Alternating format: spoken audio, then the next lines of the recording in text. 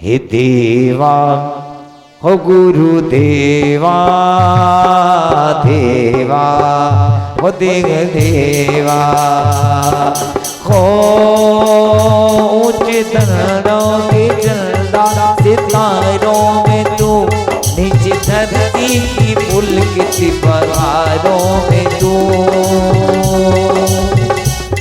बहारों में तू देवा ओ गुरुदेवा देवा ओ गुरुदेवा देवा ओ गुरुदेवा देवा ओ गुरुदेवा।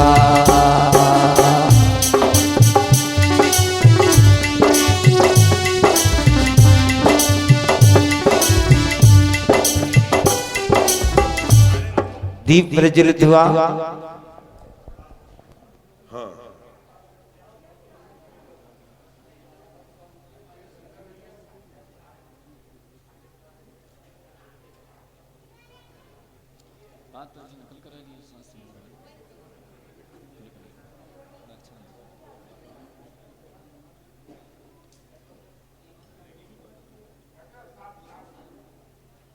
अब हमारे गुरुदेव विज्ञ सागर जी के समक्ष शास्त्र भेंट करेंगे। पूरा परिवार जाए और शास्त्र भेंट करने की कृपा करें।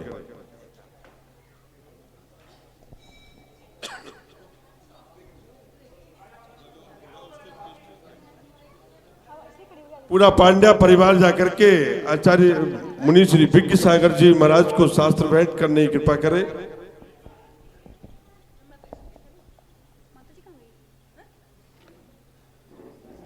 हो मैया हम तो भक्ति तेरे माँ सार दे हमें तार दे माँ सार दे हमें तार दे। ओ मैया हम तो भक्ति तेरे माज़ार दे हमें तार दे हमें तार दे माज़ार दे।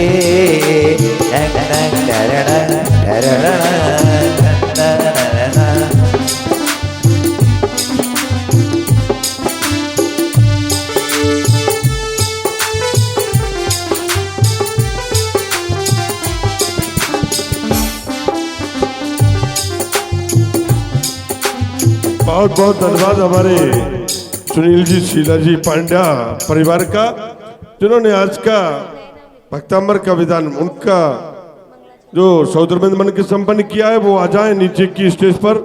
और चातुर्मास कमेटी और नंदीश्वर दीप जलालय ट्रस्ट कमेटी उनका स्वागत करना चाहती है। और स्वागत के लिए मैं हमारे नंदीश्वर दीप जलालय ट्रस्ट के अध्यक्ष आदरणीय श्री विजय चौधरी डॉक्टर और पदेन अध्यक्ष आदरणीय श्री प्रमोद जी चौधरी जी, शीलचंद जी लचक्या जी और बिमल सिंह जी, चारों लोग आ जाएं और पांड्या परिवार का माला दुपट्टा और प्रशस्ति देकर के तिलक लगा करके उनका स्वागत करें, वंदन करें। और महिलाओं की ओर से हमारी सेवा देवी महिला मंडल के अध्यक्ष आदरणीय श्री सुमन दीदी और अपनी 2-4 सहेली महिलाओं को लेकर के सुधा जी,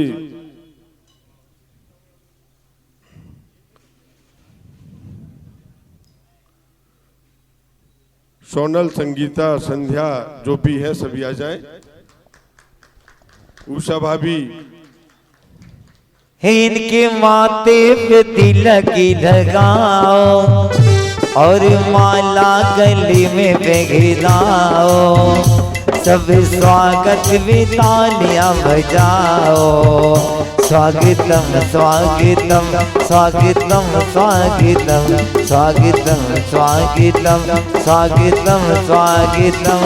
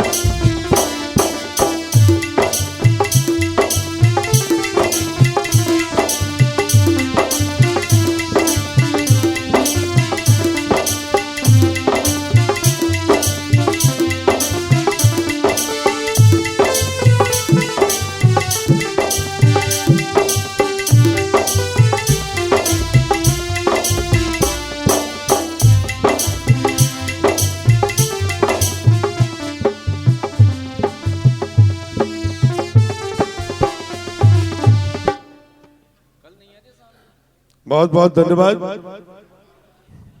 और हमारे बीच नंदीश्वर दीप जनालय ट्रस्ट के अध्यक्ष आदरणीय डॉक्टर विजय चौधरी साहब आए हैं। वो गुरुदेव विज्ञसागर के चरणों में श्रीफल भेंट करते हुए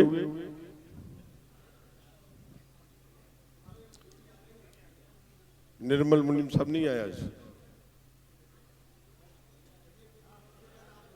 आज के मंगलाचरण के लिए। मैं आज उन्होंने विधान किया है श्रीमती शीला पांड्या जी, वो आए और आज के मंगलाचरण के कर कार्यक्रम की शुरुआत करें। श्रीमती शीला पांड्या जी।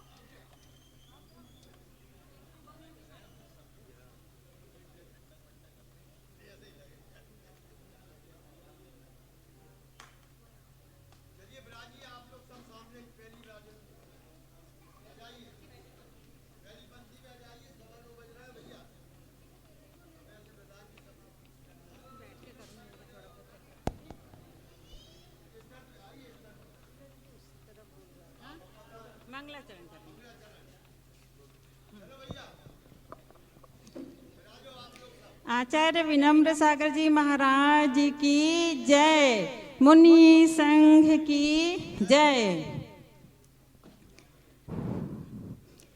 धार संयम है दिगंबर के सजाबाने को, चले रत्न त्रय को धारे शिव पद पाने को, चले रत्न त्रय को धारे शिव पद पाने को।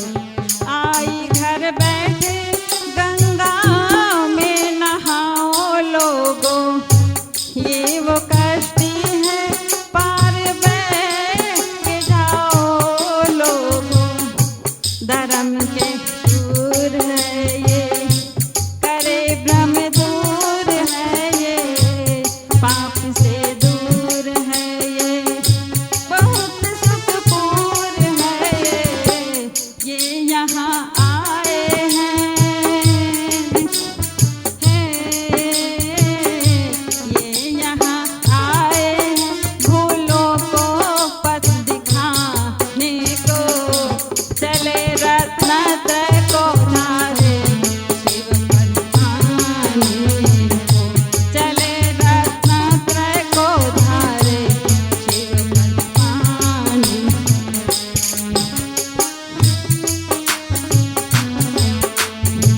कैसी शुभ घड़ी है जो इनका आना हुआ, छाई खुशियाँ हैं नगर शो दुख में जाना हुआ। सभी पूजा रचाओ की आरतियाँ जलाओ, भाव भक्ति जताओ, चरण में सिर नवाओ, बिछा दो पलके, बिछा दो पलके की स्वागत ही इंद्र जाने को। चले रत्न त्रय को धारे शिव पद पाने को, चले रत्न त्रय को धारे दुर्जनों में भी दया भाव जगा सकते हैं ये, तपस्या से लोग को झुका सकते हैं ये। धार समता से चलते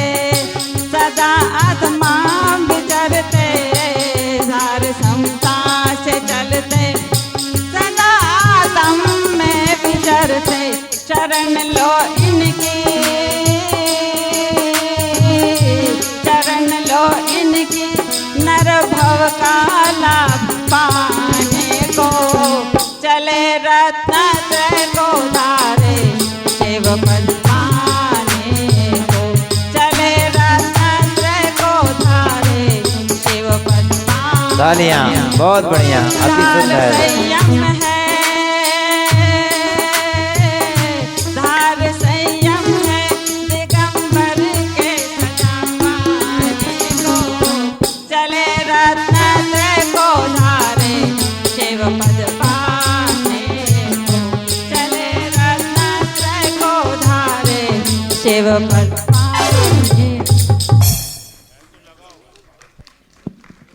बहुत बहुत धन्यवाद हमारे शीला जी पांड्या का जिन्होंने मंगलाचरण करके कार्यक्रम की शुरुआत की है।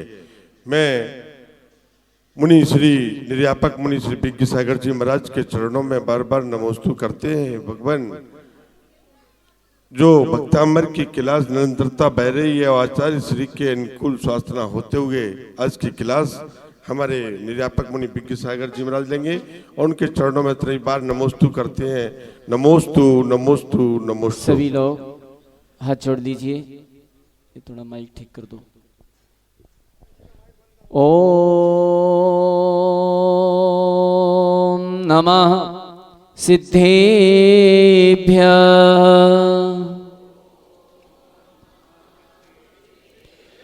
ओम नमः सिद्धेभ्यः।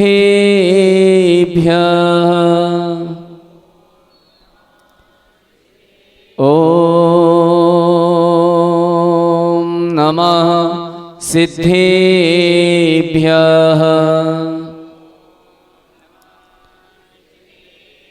जय मंगल भूदाणं विमलाणं नाणदंसणमयाणं तैलोह सेहराणं नमोसया सवसिद्धणं गुरवः पान्तुरो नित्यं ज्ञानदर्शननायकः चरित्रार्णवगम्भीरा मोक्षमार्गोपदेशकः सरस्वती नमस्तुभ्यं वरदे कामरूपिणि प्रवचनारम्भं करिष्यामि सिद्धिर्भवतु मे सदा सिद्धिर्भवतु मे सदा सिद्धिर्भवतु मे सदा। बोले अनंतानंत सिद्ध परमेष्टि भगवान की, बोले देवादिदेव श्री आदिनाथ भगवान की, बोले देवादिदेव श्री महावीर भगवान की, परम पूजनीय आचार्य श्री मानतोंगाचार्य मुनि महाराज की, परम पूजनीय आचार्य भगवान गुरुवर श्री विराग सागर जी गुरुदेव की, परम पूजनीय चरणाचार्य भगवान गुरुवर श्री विनम्र सागर जी गुरुदेव की, अहिंसामयी जैन धर्म की, बोली परम पूज्य निर्यापक मुनि विज्ञ सागर जी महाराज की, समस्त आचार्य संघ की। जिसको तुमने पाला है कहते हो मम लाला है, जिसको तुमने पाला है कहते हो मम लाला है, वो ही तुमको हाला है, वो ही तुमको हाला है, वो ही तुमको हाला है, वो ही तुमको हाला है। एक दिन वो ही आएगा मरघट पर ले जाएगा, एक दिन वो ही आएगा मरघट तक ले जाएगा। तेरा ही बेटा हो तेरा ही बेटा तुझ में आग लगाए रे, जीवन के पानी की बोल कब मिट जाए रे, ओ जीवन के पानी की बोल कब मिट जाए रे। होनी अनहोनी होनी अनहोनी कब क्या घट जाए रे, जीवन के पानी की बोल कब मिट जाए रे, जीवन के पानी की बोल कब मिट जाए रे। आज अपन लोग जैसे ही भक्तामर का समय होता है, भक्तामर पढ़ने का समय होता है, वैसे ही हम अपने अपने घर से दौड़ पड़ते हैं। काय के लिए दौड़ पड़ते हैं? भक्तामर पढ़ने के लिए, भगवान की भक्ति करने के लिए दौड़ पड़ते हैं। एक बात ध्यान रखना बहुत अच्छी तरह से, चाहे आपको कुछ मिल पाए ना मिल पाए, वैसे तो मुझे जहां तक विश्वास है कि बहुत कुछ मिल रहा है। पूज्य गुरुदेव इतनी अच्छी तरह से समझाते हैं, इतनी अच्छी तरह से पढ़ाते हैं, फिर भी कुछ मिल पाए ना मिल पाए, लेकिन ये तुम्हारा संस्कार जरूर बन जाएगा, और इतना अच्छा संस्कार बन जाएगा कि जब भी यहां से मरण करके दूसरी गति में जाएंगे, देव गति में जाएंगे अथवा मनुष्य गति में जाएंगे, एक बात और ध्यान रखना अच्छी तरह से, जो भक्तामर पढ़ते हैं ना, जो भक्तामर का पाठ करेंगे, जो भगवान की भक्ति करेंगे, वो दुर्गति में तो जाएंगे ही नहीं, ये पक्का है। इनको नरक आदि गति नहीं मिलेगी। क्यों नहीं मिलेगी? अरे भगवान के भक्त को दुर्गति थोड़ी मिलती है। दुर्गति तो किसको मिलती है? जो भगवान के अभक्त होते हैं, अभक्त, उनको दुर्गति मिलती है। जो भगवान के भक्त होते हैं उन्हें दुर्गति नहीं मिलती। तो जैसे ही आप अच्छी गति में जाएंगे, देव गति में जाएंगे अथवा मनुष्य गति में जाएंगे, तो जैसे ही 7:15 बजेंगे तो आपको क्या याद आ जाएगा? क्या आएगा याद? बोले भगवान की भक्ति करना है, भगवान की भक्ति करना है। और जैसे ही स्मरण आएगा भगवान की भक्ति करने का, वैसे ही आप दौड़ पड़ेंगे और सीधे जाएंगे भगवान के समूह शरण में, जहां पर सीमंदर भगवान विराजमान हैं। और सीमंदर भगवान के समूह शरण में जाकर के उनकी भक्ति करेंगे, उनकी पूजा करेंगे, उनकी आराधना करेंगे। और उनकी आराधना करते करते करते करते अंत में जब देवगति की आयु समाप्त होगी, देवगति से च्युत होंगे, तो पुनः इसी धरती पर आकर के, जब इस धरती पर तीर्थंकरों का विहार होगा, उस समय आकर के और फिर से हम भगवान की आराधना करेंगे, भक्ति करेंगे। और उस समय मोक्ष का द्वार भी खुला हुआ मिलेगा, चाहे वो भरत क्षेत्र हो, चाहे विदेश क्षेत्र हो। और कहीं आपके अंदर ये संस्कार बन गए तो मेन पॉइंट अपना संस्कार बना लेना है, मेन बात अपनी संस्कार बना लेना है। संस्कार हमारे ये बन गए तो ये संस्कार आगे आगे काम आएंगे। अपन देखते हैं छोटे छोटे बच्चों को देखते हैं कभी कभी, और छोटे छोटे बच्चे कहते हैं बोले तुम्हें क्या बनना है? बोले मुझे तो महाराज बनना है। कहते हैं ना, मुझे महाराज बनना है। उस बच्चे को किसने बताया कि इसे महाराज बनना है, कि तुझे महाराज बनना है? उसके संस्कार ये निश्चित है कि इस बालक ने पूर्व अवस्था में या तो ये स्वयं मुनि बना होगा अथवा इसने कहीं मुनि महाराज को देखा होगा, और ऐसी भावना भाई होगी कि ऐसी मुनि दीक्षा मैं भी धारण करूंगा, ऐसा मुनि मैं भी बनूंगा। तो ये संस्कार, ये भावनाएं ये जागृत होती हैं। तो यहाँ आकर के आप कुछ ना बना पाए ना बना पाए, कुछ सीख पाए ना सीख पाए, कोई बात नहीं है, कोई फर्क नहीं पड़ता है, लेकिन ये संस्कार जरूर बना करके जाना, और ये संस्कार आपका अगली पर्याय में भी काम आएगा। आइए देखते हैं, भक्तामर पढ़ने के लिए तैयार होते हैं। भक्तामर प्रणत मौलिमणि प्रभाना मुद्योतकम दलित पापत मोवितानम सम्यक प्रणम्य जिन पादयुगम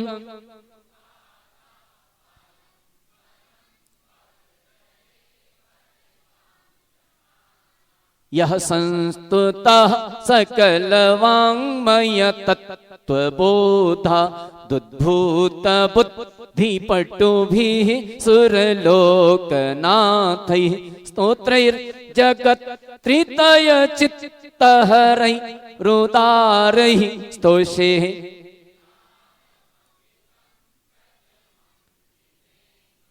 तुभ्यं नमस्त्रिभुवनार्तिहराय नाथ तुभ्यं नमः शीतलावल्लभूषणाय तुभ्यं नमस्त्रिजगताः परमेश्वराय तुभ्यं नमो तुभ्यं नमो जिन्भवोदधिशोषणाय। आज 36 नंबर छंद देखते हैं, क्योंकि 35 नंबर छंद की व्याख्या हम पूज्य गुरुदेव के मुखारबिंद से ही सुनेंगे। आज 36 नंबर पढ़ लेते हैं ताकि अपना क्लास का भी क्रम नहीं टूटेगा और इसके साथ साथ हमारे ये 36 नंबर छंद भी हो जाएगा। आइए 36 नंबर छंद को देखते हैं, निकाल लीजिए। नेत्रहीन नभ पंकज पुंज कांति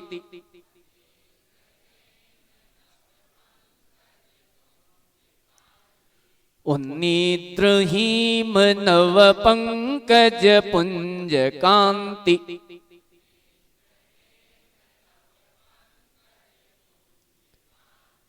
पर्युल्लसन्नखमयूख शिखाभिरामौ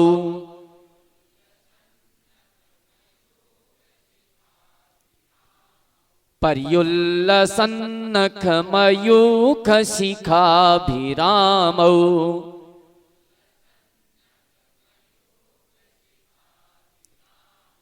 पादौ पदानि तव यत्र जिनेन्द्र दत्तः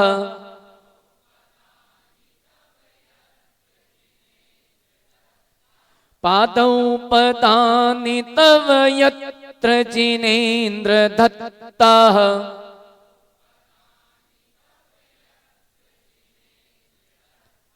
पद्मानि तत्र विबुधाः परिकल्पयन्ति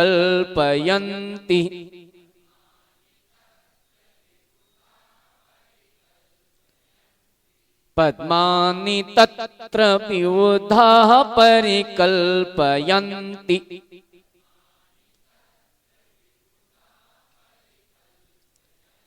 पढ़िए, एक बार पढ़िए।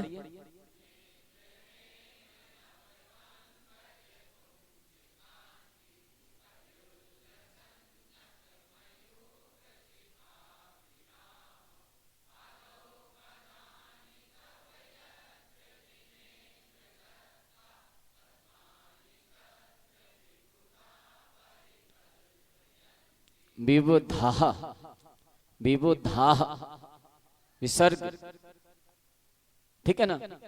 दूसरा, कई लोगों ने ऐसा बोला पुंज कांति, ती बड़ी है कि छोटी?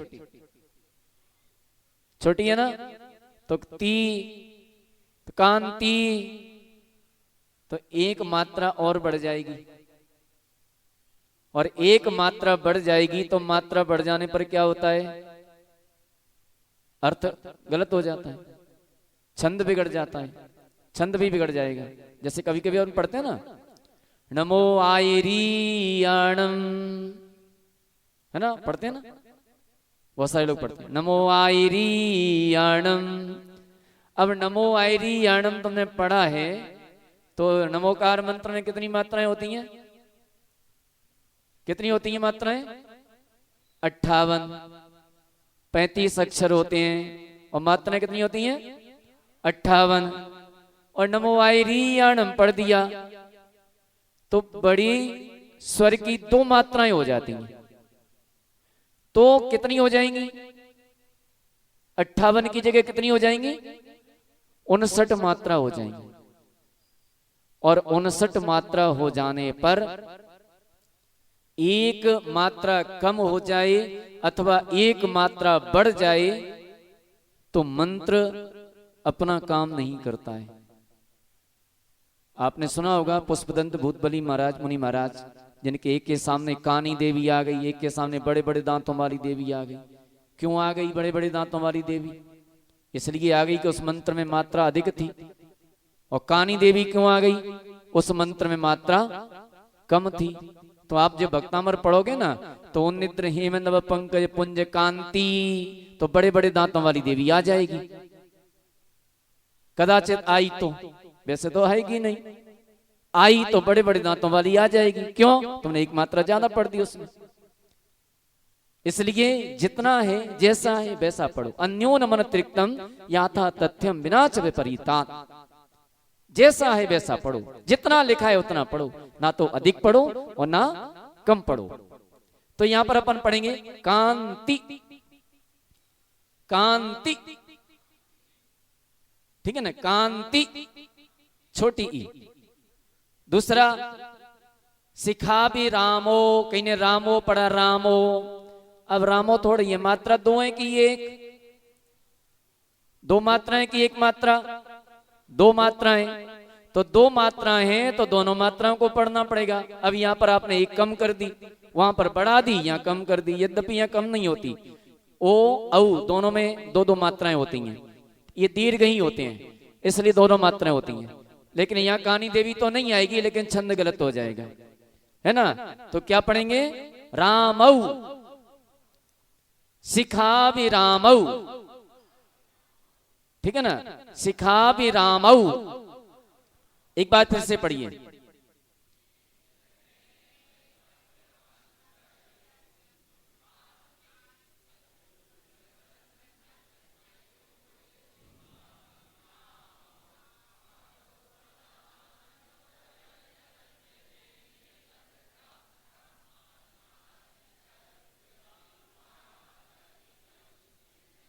पढ़ने में किसी को कोई प्रॉब्लम?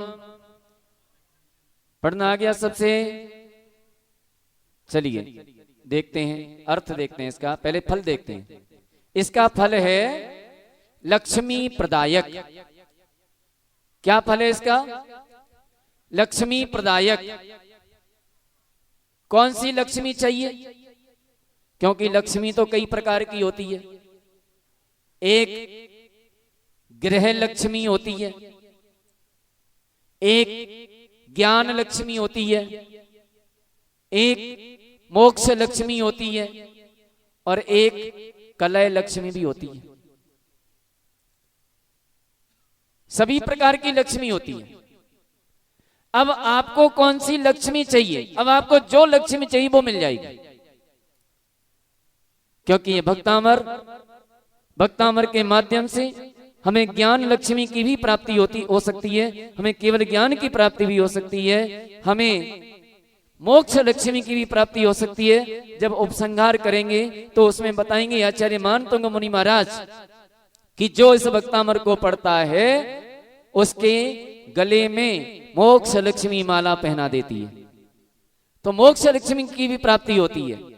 और जिनको गृह लक्ष्मी की आवश्यकता है उन्हें गृह लक्ष्मी भी प्राप्त हो जाती है।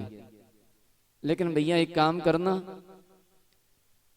पढ़ना, छंद को पढ़ना, मांगना। हम मांगने के लिए मना नहीं कर रहे हैं, जो मांगना हो सो मांगना। अब ये बताओ, हमें मांगना अच्छा है कि बुरा? भगवान से मांगना अच्छा है कि बुरा? बुरा है कि अच्छा? अच्छा है और बुरा भी है, ठीक है ना। मांगना, मांगो, लेकिन मांगने से पहले एक अच्छी क्वालिटी के भिखारी बनना। मांगने वाला कौन होता है? भिखारी। मांगो, भिखारी बनो, लेकिन अच्छी क्वालिटी के बनो, हीन क्वालिटी के मत बनना, छोटी क्वालिटी के मत बनना, कोई छोटी मोटी चीज मत मांगना। एक बार एक भिखारी था। भिखारी अंधा था, शादी नहीं हुई थी और पैसा नहीं था, इसलिए तो भिखारी था। तो उसने जाकर के और शंकर जी की पूजा प्रारंभ कर दी। शंकर जी की पूजा करने लगा और पूजा करते करते एक दिन शंकर जी उसके सामने प्रकट हो गए और बोले, भक्त वरदान मांगो, मैं तुमसे प्रसन्न हूं, वरदान मांगो, क्या मांगना है। लेकिन ध्यान रखना, एक ही वरदान मिलेगा, ये मत समझना कि 2-4 वरदान मिल जाएंगे, एक ही वरदान मिलेगा। तो बोले ठीक है, मुझे सोच लेने दो। बोले सोच ले। और उसने सोच सोच करके जब उसने वरदान मांगा तो क्या मांगा? भिखारी ने कहा कि भगवान मैं वरदान मांगने के लिए तैयार हूं। बोले तू मांगने को तैयार है तो मैं देने को तैयार हूं। मांग, क्या मांगना है? तो बोले मैं अपने पोते को, पोता जानते हैं ना, मैं अपने पोते को 7 मंजिल के मकान पर सोने के कटोरे में खीर खाता हुआ देखना चाहता हूं। प्रमोद जी कहां हैं? कुछ बच गया क्या? कुछ बच गया? बचा कुछ? मैं अपने पोते को सोने के कटोरे में 7 मंजिल के मकान पर खीर खाता हुआ देखना चाहता हूं। अब शादी हो गई कि नहीं हो गई? शादी नहीं हो तो पोता कहां से आएगा? धन मिल गया, लक्ष्मी मिल गई। अरे पोते के बेटे की भी शादी हो गई, अब बेटे की शादी नहीं हो तो पोता कहां से आएगा? मकान मिल गया, आंखें मिल गई, आंखें नहीं होंगी तो देखेगा कैसे? इसी प्रकार से ये लक्ष्मी प्रदायक छंद, लक्ष्मी मांगना है मांगो, भगवान से मांग लेना, कोई बुराई की बात नहीं है। लेकिन भगवान से कहना कि हे भगवान हमें तो मोक्ष लक्ष्मी चाहिए। क्या चाहिए? मोक्ष लक्ष्मी चाहिए। हमें तो ज्ञान लक्ष्मी चाहिए। इस संसार की लक्ष्मी की आवश्यकता नहीं है। और यदि तुमने भगवान से मोक्ष लक्ष्मी की याचना की, अगर तुमने भगवान से ज्ञान लक्ष्मी की याचना की, तो निश्चित मान के चलना कि जो मोक्ष लक्ष्मी को मांगता है, जो ज्ञान लक्ष्मी को मांगता है, इस संसार की लक्ष्मी तो उसके चरणों में लेटती है। इस संसार की लक्ष्मी, ये धन दौलत, ये सोना चांदी उसके चरणों में पड़े रहते हैं। यही तो बता रहा है ये छंद। भगवान ने लक्ष्मी का त्याग किया, मोक्ष लक्ष्मी को मांगा,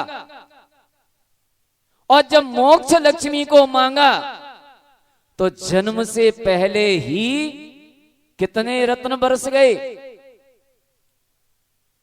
कितने बरस गए? 63 अरब रत्न बरस गए। कितने? 63 अरब रत्न बरस गई। वे वाले रत्न यहां तो देखने को नहीं मिलेंगे तुम्हें। एक दिन में 10.5 करोड़ अथवा 14 करोड़ रत्न बरसते हैं। 3.5 करोड़ एक बार में बरसते हैं, और इस तरह से 4 बार रत्न बरसते हैं पूरे दिन में। तो इस तरह से 14 करोड़ एक दिन में बरसते हैं, और 14 करोड़ 15 महीने तक बरसते हैं। 63 करोड़ रत्नों की वर्षा हो जाती है। भगवान को अभी तो आए भी नहीं है, धरती पर भी नहीं आई, अभी तो गर्भ में भी नहीं आई है, तब से रत्नों की वर्षा प्रारंभ हो जाती है। और फिर भी भगवान के आंगन में 63 अरब रत्न बरस गए, और उन 63 अरब रत्नों को भी भगवान ने ठुकरा दिया। बोले हमें नहीं चाहिए। भगवान महावीर ने ठुकरा दिया, नहीं चाहिए। तो लक्ष्मी ने कहा कि जब तुम आए नहीं थे तब से, तुम आए भी नहीं थे तब से लक्ष्मी घर में प्रवेश कर गई। भगवान ने कहा ठीक है, हम तुम्हें ठुकरा देते हैं, हम तो छोड़ देते हैं। बोले ठीक है छोड़ दो, लेकिन जाओगे कहां? जहां तुम जाओगे वहां मैं पीछे पीछे आऊंगी। तो जिस घर में आहार करने गए तो उस घर में भी क्या हो गया? उस घर में भी रत्नों की वर्षा हो गई। बोले जाओगे कहां? तुम आहार करने तो जाओगे, वहां मैं तुम्हारे पीछे पीछे आ जाऊंगा। बोले ठीक है, वहां भी बरस गई, वहां भी उन्होंने ठीक है हम तुझे ठुकराते हैं फिर भी हमें छोड़ते हैं। बोले अब क्या करोगे? बोले हम तो केवल ज्ञान प्राप्त कर लेंगे, आहार ही नहीं करेंगे। तो आहार नहीं करेंगे, केवल ज्ञान प्राप्त कर लेंगे। ठीक है, केवल ज्ञान प्राप्त कर लोगे तो मैं तुम्हारे नीचे सिंहासन आकर के, सिंहासन बन करके, काय का होता है सिंहासन भगवान का? काय का होता है? सोने का, स्वर्ण में सिंहासन होता है। सोने का सिंहासन बन करके लक्ष्मी आ जाती है। बोले ठीक है, तो यहां भी आ गई तो हम तुझे स्पर्श नहीं करेंगे, हम 4 अंगुल अधर में विराजमान, अधर में बैठेंगे। वहां भी भगवान ने छोड़ दिया लक्ष्मी को। बोले ठीक है, अब तुम चलोगे ना, तो चलोगे तो नीचे सोने की कमल बन करके मैं आ जाऊंगी। तो नीचे सोने के कमल बन करके लक्ष्मी आ जाती है। ये सोने के कमल जब भगवान का विहार होता है तो स्वर्ण में कमल रच जाते हैं, देवलोग रच देते हैं, स्वर्ण में कमल बना देते हैं। तो ये छंद यही बतला रहा है कि जब भगवान का विहार होता है तो 225 कमलों की रचना हो जाती है। यानी ये लक्ष्मी प्रदायक छंद जो सांसारिक लक्ष्मी को जितना जितना छोड़ता है, जितना जितना ठुकराता है, लक्ष्मी उसके पीछे पीछे भागती है। और जितना जितना लक्ष्मी को पकड़ता है, भगवान की भक्ति छोड़ देता है, भगवान की आराधना छोड़ देता है, धन के चक्कर में, धन कमाने के लिए भगवान को छोड़ देता है, उससे लक्ष्मी दूर दूर भागती है। और जो लक्ष्मी को छोड़ करके भगवान की शरण को लेता है, उसके लक्ष्मी पीछे पीछे भागती है।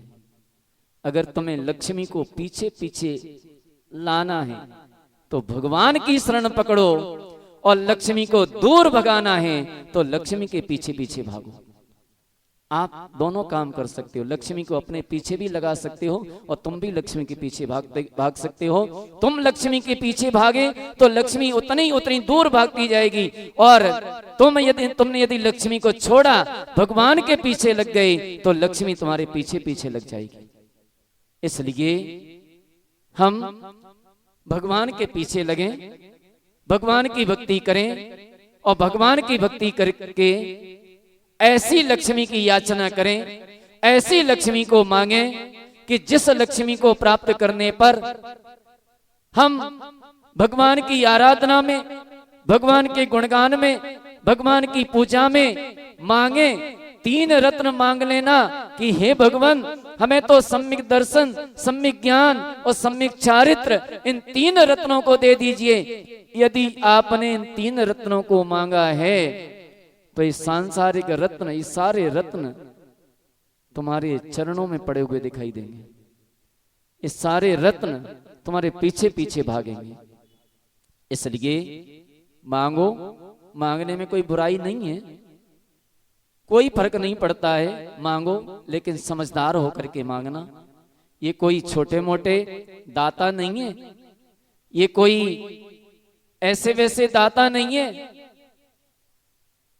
हीरे की दुकान पर जाकर के कोई भिंडी तोरई के भाव पूछे तो वह कैसा होगा? मूर्ख ही कहलाएगा। हीरे की दुकान पर जाकर के हीरे के भाव पूछो, वहां तो हीरे मिलेंगे। यहां ये कोई छोटे मोटे दाता नहीं है, बहुत बड़े दाता हैं। जो मांगोगे यहां से वो मिलेगा, लेकिन मांगना तुम्हारे हाथ में। तुम्हें क्या चाहिए? लक्ष्मी सभी प्रकार की होती है, आपको कौन सी लक्ष्मी चाहिए वो लक्ष्मी को मांग लीजिए। यदि तुमने समझदारी से मांगा तो वास्तव में सारी लक्ष्मी तुम्हारे पीछे पीछे होगी। अगर तुमने समझदारी नहीं दिखाई, जरा से भी भूल कर दी, तो ये लक्ष्मी भी तुमसे दूर दूर हटती जाएगी। आइए देखते हैं, जाप देखते हैं इसकी। ओम ह्रीम रम नमो बिट्ठो सई पत्ताण। ओम ह्रीम रम नमो बिट्ठो सई पत्ताण।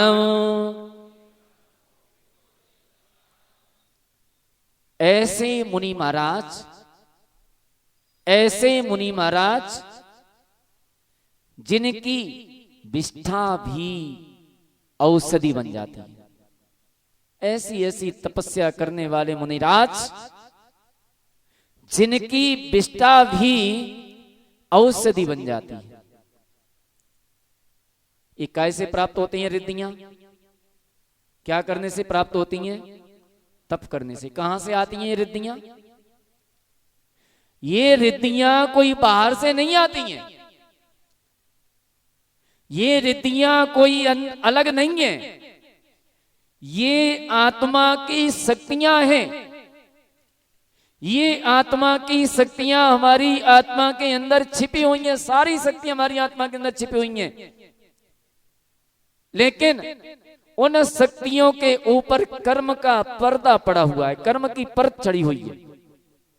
जैसे जैसे ये मुनिराज तप करते हैं, जैसे जैसे तपस्या करते जाते हैं और तप करते करते वह कर्म, उस कर्म का क्षयोपशम बढ़ता जाता है, वह कर्म की परत हल्की पड़ती जाती है, और जितनी जितनी कर्म की परत हल्की पड़ती जाती है वैसे वैसे ये रिद्धियां प्रकट होती जाती हैं, और अंतिम रिद्धि होती है केवल ज्ञान रिद्धि। जब कर्म का क्षय हो जाता है तो केवल ज्ञान रिद्धि प्रकट हो जाती है। तो ये सारी रिद्धियां हमारे ही अंदर हैं, कहीं बाहर से नहीं आती हैं। तपस्या करने से उस कर्म का क्षयोपशम बढ़ता जाता है, और क्षयोपशम बढ़ते बढ़ते ये रिद्धियां हमें प्राप्त हो जाती हैं। अभी वर्तमान में इस रिद्धि के धारी मुनिराज पंचम काल में इस धरती पर नहीं है, इस भारत भूमि पर नहीं है, ये विदेश क्षेत्र में मुनिराज विराजमान हैं। हम यहीं से उन मुनिराज को प्रणाम करेंगे, क्योंकि प्रणाम करने से आपने सुना होगा कि जब कुंद कुंद स्वामी ने इस भरत क्षेत्र से प्रणाम किया था सीमंदर भगवान को, तो सीमंदर भगवान के लिए कुंद कुंद स्वामी ने प्रणाम किया, तो उनका प्रणाम सीमंदर भगवान के चरणों तक पहुंच गया, और वहां पर सीमंदर भगवान की वाणी में उनके लिए आशीर्वाद निकला, आशीर्वाद निकला। क्योंकि हमारे भाव जो परमाणु हैं, शब्द बरगणाएं हैं, ये शब्द बरगणाएं बड़ी स्पीड से चलती हैं और पूरे लोक में फैल जाती हैं। जब आप प्रणाम करेंगे, इन मुनिराज को प्रणाम करेंगे, तो इन मुनिराज को किया गया प्रणाम उन मुनिराज के चरणों तक जाएगा, और चरणों तक जाएगा तो हो सकता है कि वहीं से तुम्हारे लिए क्या जाएगा? आशीर्वाद आ जाएगा। और उन्होंने आशीर्वाद दे दिया तो ये मान के चलो कि तुम्हारी आधी बीमारियां तो वैसे ही ठीक हो जाएंगी। इन मुनिराजों को प्रणाम करने से आधी बीमारियां तो वैसे ही ठीक हो जाती हैं। आधी बीमारियां क्या, पूरी बीमारियां ठीक हो जाती हैं। कैसी भी बीमारी हो, कुछ भी हो, सर्दी हो, जुकाम हो, मलेरिया हो, डेंगू हो, चिकनगुनिया हो, कोई भी गुनिया हो, बहुत सारे गुनिया है, कोई भी गुनिया हो, अभी तो वो कोरोना वायरस हो, कैंसर हो, कैंसर जैसी बीमारियां, वो भी यदि इनकी विष्ठा उस व्यक्ति को लग जाए, उस मरीज को लग जाए, तो मरीज ठीक हो जाता है, क्योंकि इनकी विष्ठा दवाई बन जाती है। लेकिन एक समस्या तो खड़ी हो जाती है, अगर भारत में होते तो क्या होता मालूम है? बेचारे डॉक्टर बड़े परेशान हो जाते, है ना, क्योंकि सारे बीमारी तो इन्हीं से ठीक हो जाती, मुनि महाराजों से। तो डॉक्टर क्या करते, मेडिकल वाले बेचारे बड़े परेशान हो जाते, तो सारी बीमारियां इनसे ठीक हो जाती हैं। ऐसे मुनि महाराज जो अभी भारत देश में नहीं है, विदेश क्षेत्र में विराजमान है, हम यहीं से उन मुनिराज को उनके चरणों में बारंबार नमस्कार करते हैं, बारंबार नमस्कार करते हैं। नमोस्तु भगवन, नमोस्तु भगवन, नमोस्तु भगवन। ऐसी शक्ति हमें भी प्रदान करें, ऐसी भावना को लेकर के हम नमस्कार करते हैं। आइए छंद का अर्थ देखते हैं। चित्र अनावरण, चित्र तो 35 नंबर का लगा है आज, लेकिन अनावरण कर लीजिए, कोई बात नहीं, वो उससे कोई फर्क भी नहीं पड़ेगा। यहां पर भगवान के बिहार की चर्चा है। जब भगवान का बिहार होता है तो बिहार किधर होता है प्रमोद जी? बिहार किधर करते हैं भगवान? बोले पता नहीं किधर करते हैं। जिधर भव्य जीवों के पुण्य का उदय होता है उधर ही भगवान का विहार होता है। संतों का विहार और अरिहंतों का विहार उधर ही होता है जिधर भव्य जीवों के पुण्य का उदय होता है।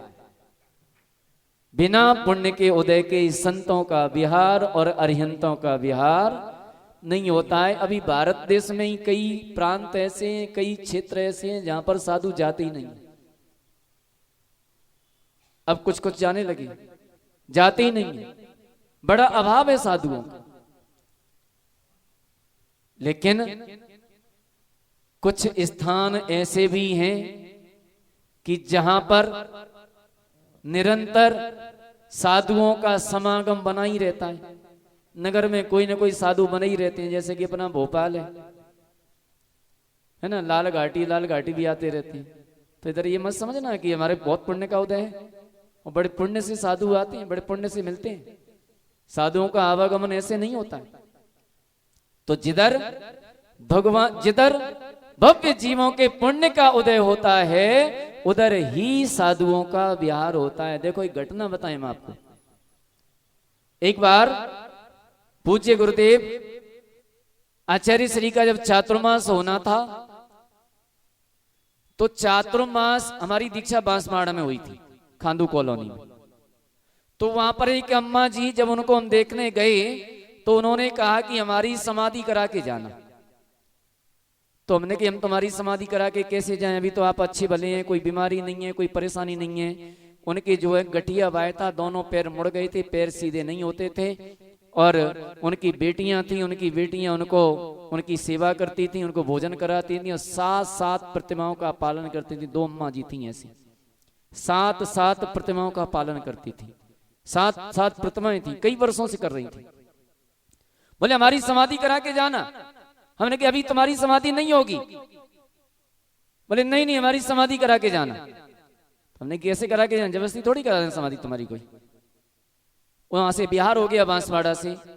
एक बार चातुर्मास जंगल में हुआ, जहां पर चारों तरफ जंगल था, जिधर देखो उधर जंगल था, बीच में एक संत निवास बना था, उसमें चातुर्मास हुआ सीपुर। और दूसरा चातुर्मास जब करने के लिए गए तो कई नगरों से कई लोग बसें भर भर के, कोई 3 बस लेकर के, कोई 4 बस लेकर के, कोई 5 बस लेकर के लोग आ रहे थे चातुर्मास करने के लिए, चातुर्मास के निवेदन करने के लिए। और जहां पर हम रुके हुए थे, स्थानीय जिस नगर में रुके हुए थे, वहां के लोग श्रीफल पे श्रीफल चढ़ा रहे थे। बोले महाराज चातुर्मास यहीं करो। और ऐसी स्थिति में बांसवाड़ा से केवल 10 लोग आए एक गाड़ी में बैठ करके। इतने लोग आ रहे थे, वहां का ध्यान न रख करके पूज्य गुरुदेव के मुख से निकल गया कि बांसवाड़ा में चातुर्मास फाइनल। अब निकल गया उनके मुख से, और निकल गया तो बांसवाड़ा में पहुंचे। और बांसवाड़ा में पहुंच करके उसी समय 5 माताजियों की दीक्षा हुई थी। और 5 माताजियों की दीक्षा के बाद माने 2-3 दिन बाद ही एक अम्मा जी आ गईं। बोले इनकी तबीयत खराब है। हमने कोई बात नहीं, आराम से रहो। और धीरे धीरे वो छुल्लिका बन गई, और छुल्लिका बन करके आरिका बन गई, और आरिका बन करके उनकी 1 महीने के अंदर में समाधि होगी, बढ़िया समाधि होगी। एक अम्मा जी का पुण्य। और दूसरी का सुनो, जिस दिन उनकी समाधि हुई उसके दूसरे दिन वो अम्मा जी आ गई। बोले हमें तो पर्यूषण पर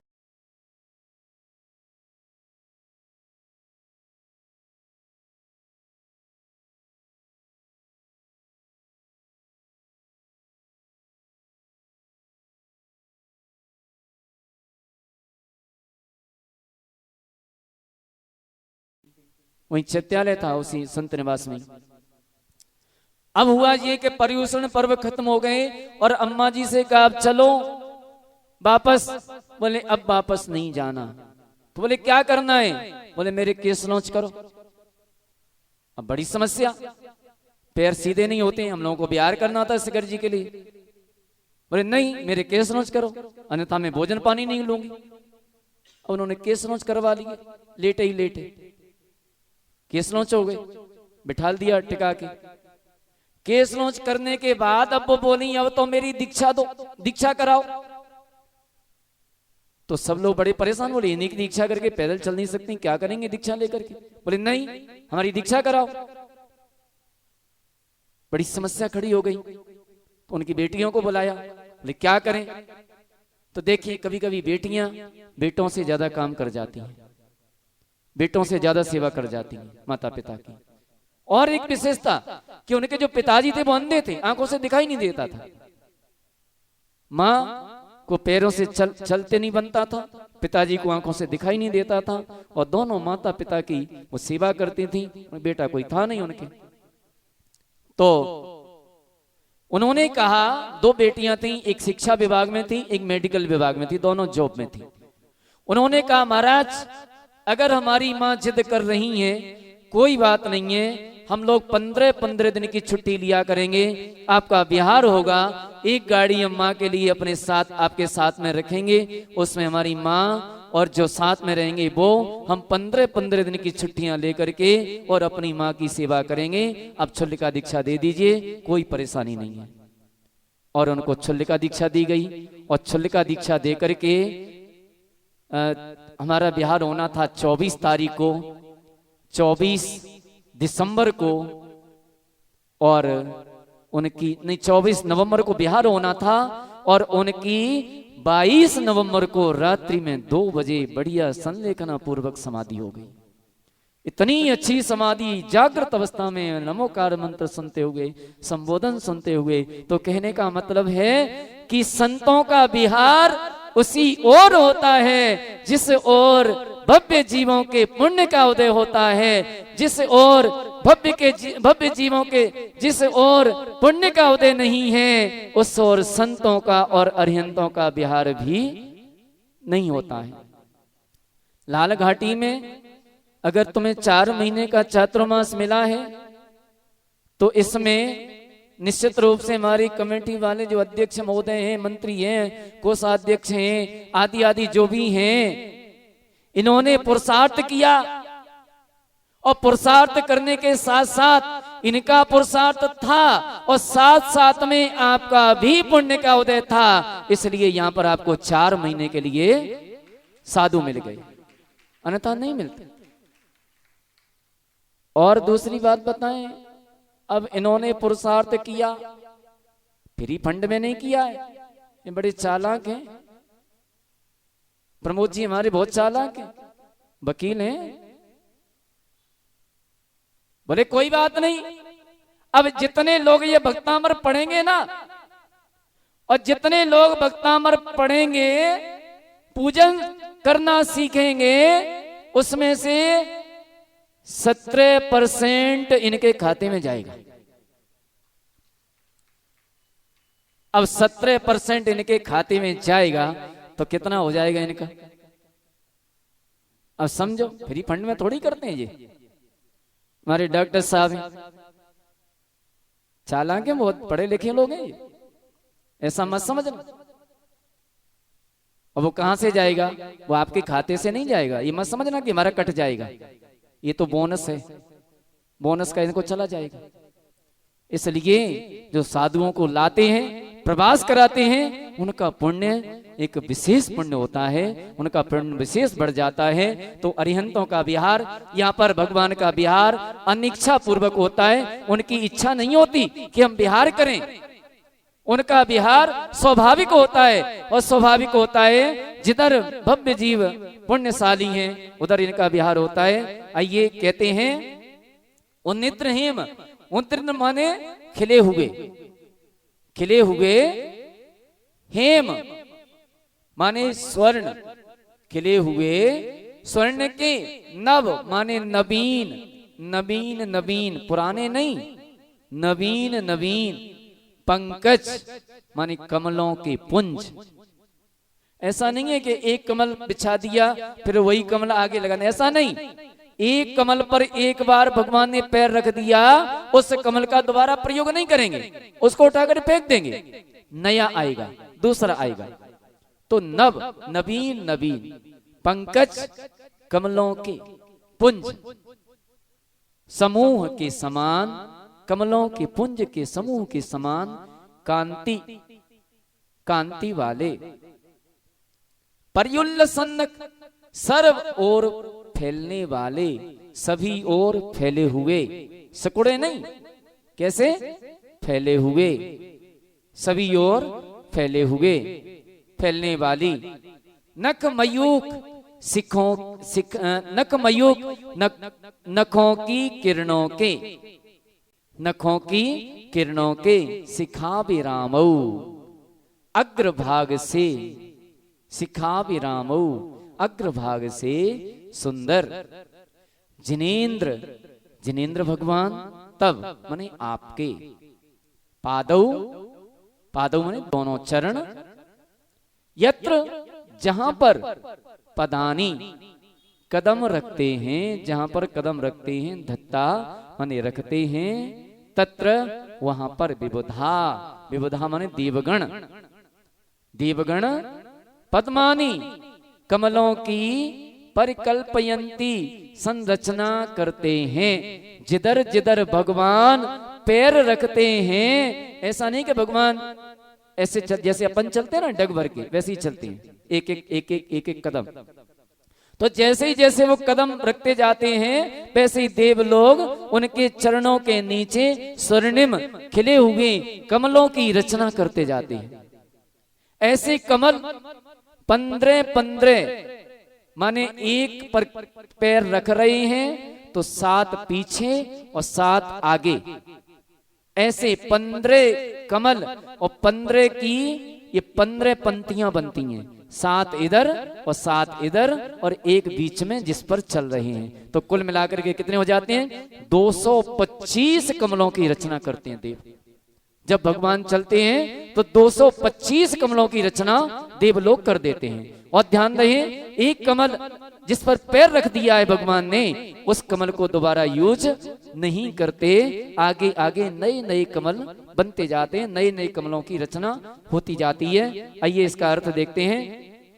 हे जिनेन्द्र देव, हे भगवान, भव्य जीवों के सौभाग्य से, हे भगवान, भव्य जीवों के पुण्य उदय से, अनिश्चित जब आपका विहार होता है, हे भगवान, भव्य जीवों के पुण्य के उदय से अनिश्चित जब आपका विहार होता है, तो देवगण आपके चरणों के नीचे खिले स्वर्ण कमल बिछा देते हैं,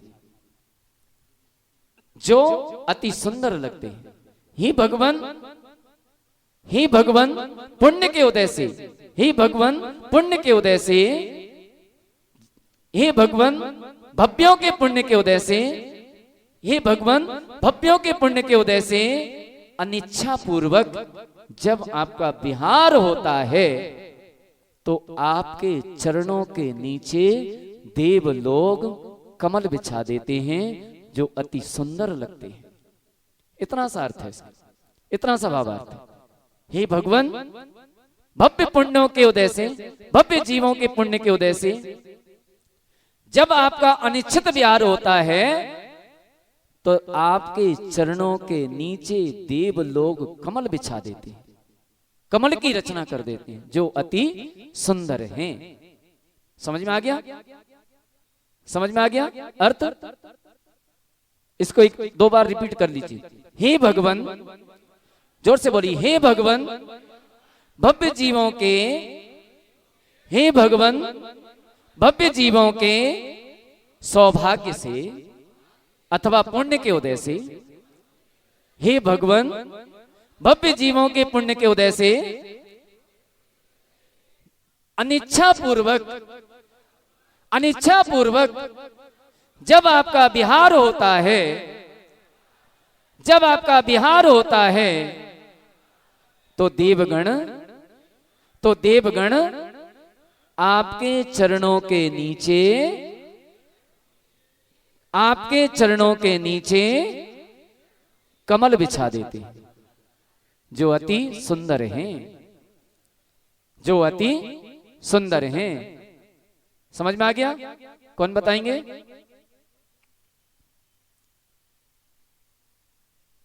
महिलाओं में नहीं समझ में आया? लगता है अभी पूरी तरह से समझ में नहीं आया है ना? 2-4 लोग उठा रहे हैं। हाँ, पीछे से बताएंगे, पीछे से। हाँ, पुरुषों में पीछे से बताएंगे। बताइए। नमोस्तु महाराज जी। हे भगवान, भव्य जीवों के पुण्य के उदय से जब आपका विहार होता है तो देवगण भी आपके चरणों के नीचे कमल बिछा देते हैं, जो अति सुंदर लगता है। बहुत बढ़िया, जैसा हमने बताया वैसा आ गया। अब एक आधी चावल टटोल के देखा जाता है, सारे चावल थोड़ी टटोले जाते हैं। महिलाओं में कौन बताएंगे? हाँ, ले जाओ। यही आंटी से पूछ लो। जय आगे आगे।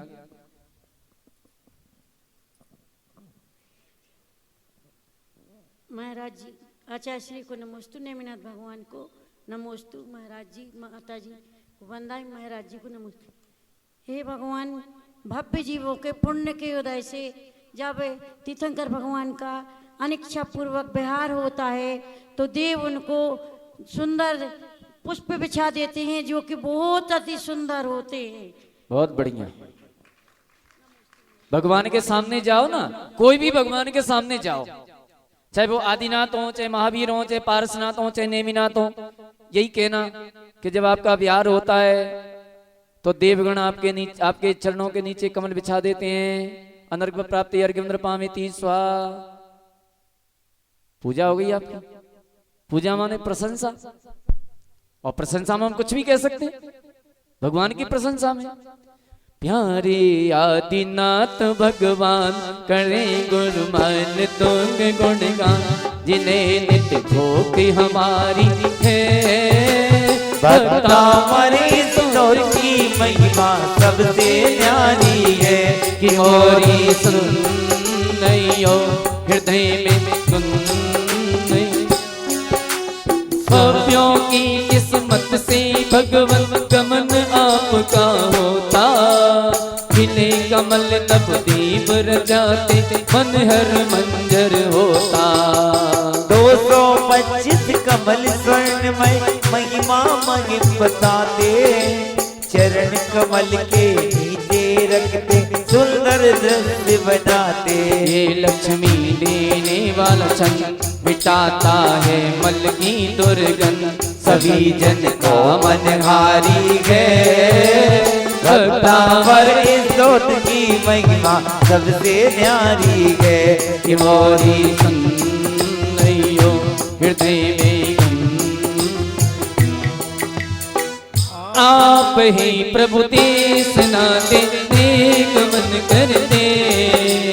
देव तुम चरणों में सुंदर से कमल रचते। हे 250 कमल महिमा लगे प्यारी, कांति चारों ओर फैले सर्वजन प्यारी। लक्ष्मी दायक औषधि दाई सुंदर गुण, सुंदर गुण आदिनाथ गुरु मान तुंग को करो नमन। ओ विनम्र भक्ता बर गाँव में पावन, आदिनाथ गुरु मान तुमको करो नमन। भक्तामर है प्यारा स्तोत्र सब मिल गाओ रे। भक्तामर है प्यारा स्तोत्र सब मिल गाओ रे। आदि प्रभु को, ओ आदि प्रभु को सब शीश झुकाओ रे। भक्तामर है प्यारा स्तोत्र सब मिल गाओ रे। भक्तामर प्यारा स्तोत्र सब मिल गाओ रे। जहाँ जहाँ प्रभु चरण पड़े देव चरण में कमल रचे। जहाँ जहाँ प्रभु चरण पड़े देव चरण में कमल रचे। जब भगवान बिहार करें, जब भगवान बिहार करें, जब भगवान विहार करें, जब भगवान विहार करें। 225 कमल रखे हिरण स्वर्ण महीन निकले। 225 कमल रखे किरणें स्वर्णमयी निकले। लक्ष्मी प्रदाई ओ लक्ष्मी प्रदाई बहु पुण्य बढ़ाए रे। भक्तामर है प्यारा स्तोत्र सब मिल गाओ रे। ओ भक्ता मर गे प्यारा स्तोत्र सब मिल गाओ रे। आदि प्रभु को ओ आदि प्रभु को सब शीस झुकाओ रे। भक्ता मर गे प्यारा स्तोत्र सब मिल गाओ रे। भक्ता मर गे प्यारा स्तोत्र सब मिल गाओ रे। और आगामी काल में हमारे बीच पूजन शिविर आने वाला है। और पूजन शिविर, अच्छा ये बताओ भक्तामर में कैसा लग रहा है? सही बताना। देखो आज तो अच्छा नहीं लगा होगा, आज की अलग बात है। नहीं आज भी अच्छा लगा।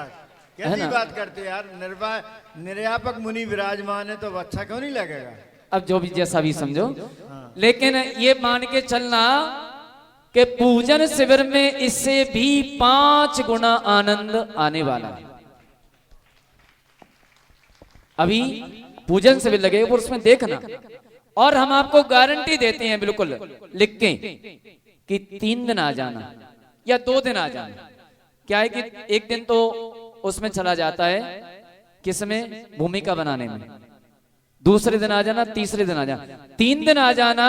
और 3 दिन के बाद हम कहेंगे अब मत आना, आपसे मना करें। जैसे भक्तामृत कह देते कि 2 दिन आ जाना, 3 दिन आ जाना, तीसरे दिन से मना करेंगे अब नहीं आना। तो ऐसे ही हम पूजन शिविर की कह रहे हैं कि 3 दिन आ जाना और 3 दिन के बाद बिल्कुल मत आना, बिल्कुल नहीं कहेंगे।